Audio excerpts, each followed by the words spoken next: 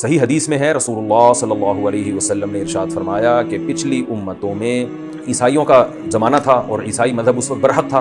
तो आप सल्लल्लाहु अलैहि वसल्लम ने फरमाया कि एक बादशाह का, यानी हदीस का पूरा मैं मफ़हूम बयान कर रहा हूँ, एक बादशाह था, उसके पास एक जादूगर था। तो ये बादशाह लोगों को उल्लू बनाते रहते हैं ना, जादू वादू दिखा दिखा के। तो वो जादूगर जब बूढ़ा हो गया तो उस जादूगर ने बादशाह से कहा कि मैं मरने वाला हूँ, तो कोई ऐसा नौजवान हो जिसको मैं ये जादू सिखा दूँ ताकि वो तुम्हारे काम आ सके। तो कोई नौजवान हो ताकि जरा लंबी उम्र हो, तुम्हारी खिदमत कर सकेगा। था, उन्होंने अपना बेटा दे दिया कि भाई अच्छा है, ये जादू सीखे और बादशाह के पास रहेगा। तो वो नौजवान जब जादूगर के पास जादू सीखने के लिए आता था तो रास्ते में एक राहिब का घर, जो ईसाई मजहब पर हुआ करते थे और अल्लाह अल्लाह किया करते थे, इबादत की, राहिब दरमियान में पड़ता। ये नौजवान उस राहिब के पास जाता, दरमियान में राहिब के पास जाता, राहिब इसको दीन की बातें बताता, तौहीद की दावत देता और बताता कि जादू अच्छा काम नहीं, मजहब की तो यही दावत है ना। और जब ये जादूगर के पास जाता तो जादूगर इसको वही फलीते पलीते और संदिल महबूब, आपके ये टोपी ड्रामे तो जादूगर लेके चल रहे होते हैं और ये लेकर आओ और मुर्दा।